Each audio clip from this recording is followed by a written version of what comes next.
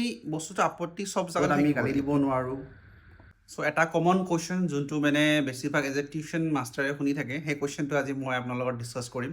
চ' first question যোনটো পেৰেণ্টছে বেছিভাগ সোধে যে ছাৰ আপুনি যে গ্ৰুপটো টিউশ্যন কৰি আছে, সেই গ্ৰুপটোত ল'ৰা ছোৱালী কিমানজন আছে? চ' আপুনি যদি কয় 10ৰ পৰা 12টালৈ আছে, তেতিয়াহ'লে পেৰেণ্টছে ডাইৰেক্টলি ক'ব যে ছাৰ ষ্টুডেণ্টচোন বহুত আছে, মোৰ ল'ৰা ছোৱালীয়ে শিকিব কেনেকৈ? এইটো হ'ল টিউশ্যনৰ কথা। এতিয়া এইটো যোনটো মই ষ্টুডেণ্টছৰ কথা কৈ আছোঁ, সেই ষ্টুডেণ্টটো ভাবি লওক প্ৰাইমেৰীৰ পৰা মিডল লেভেলৰ কথা।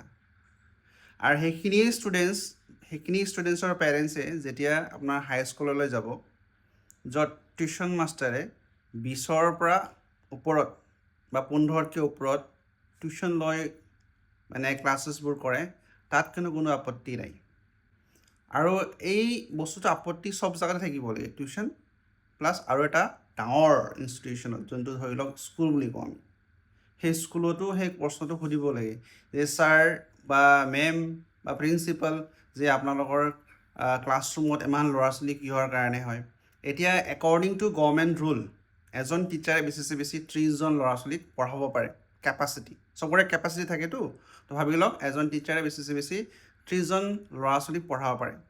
30জন বাদেই দিলোঁ মই, 40জন হ'লেও মজাকৈ আৰামত পঢ়াব পাৰে। এই যে টিউশ্যন যেনেকৈ কৰে নহয়, সেনেকৈ 40জন ল'ৰা ছোৱালীকো কৰিব পাৰে। কিন্তু য'ত মই পঢ়াই আহিছোঁ, সেইখন স্কুলত 50+ 61 63 এনেকৈ ল'ৰা ছোৱালী ক্লাছত আছে। আপোনালোকে কেনেকৈ আশা কৰিব যে তাতে ভাল এটা ৰিজাল্ট আহিব? এতিয়া আপোনালোকেও ৰিকুৱেষ্ট কৰিব লাগে যে ক্লাছৰুমবোৰ যিহেতুকে নাম্বাৰ অফ ষ্টুডেণ্টছটো বাঢ়ি গৈছে, তাতো ক্লাছৰুম বাঢ়াব লাগে বা ছেকশ্যন বাঢ়াব লাগে, য'ত আপোনালোকে 100% ৰিজাল্ট পাব।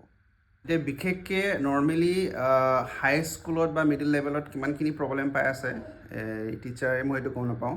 কিন্তু মই এইখিনি ভালকৈ জানো যে প্ৰাইমেৰী ল'ৰা ছোৱালী যোনে পঢ়াই আছে, স্পেচিয়েলি সেই টিচাৰখিনি বহুত ফেচ কৰিছে ৰিগাৰ্ডিং নাম্বাৰ অফ ষ্টুডেণ্টছ। কাৰণ 60 ল'ৰা ছোৱালীক বা 50 ল'ৰা ছোৱালীক পঢ়োৱাটো, য'ত আমি গালি দিব নোৱাৰোঁ, ফিজিকেলি পানিছমেণ্ট দিব নোৱাৰোঁ, ফিজিকেলি এবিউজ কৰিব নোৱাৰোঁ, তাক কণ্ট্ৰল কৰি পঢ়োৱাটো ইমান সহজ নহয়। আপোনালোকে ঘৰত যেতিয়া ল'ৰা ছোৱালী থাকে, 2জন বা 3জন কোনোবা আলহী আহে, বা ঘৰত কোনোবা পৰিয়ালত যদি 3জনমান 4জনমান ল'ৰা ছোৱালী থাকে, তাক আপোনালোকে কণ্ট্ৰল কৰোঁতে বহুত অসুবিধা হয়। ভাবক, তাতেতো আপোনাৰ বেলেগ বেকগ্ৰাউণ্ডৰ পৰা ল'ৰা ছোৱালী আহিব, যাক কণ্ট্ৰল খালি কৰাটো নহয়, কণ্ট্ৰল কৰি লগতে পঢ়াব লাগিব।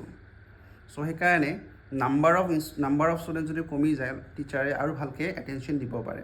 তো তাতে যদি অলপ আপোনালোকে ফ'কাছ কৰিলে হয়, আই থিংক ক'ৰবাত না ক'ৰবাত ভাল বেনিফিট আপোনালোকৰ ল'ৰা ছোৱালীয়ে ডেফিনেটলি ক্লাছৰুমতে পাব, বাহিৰত যাব নালাগে।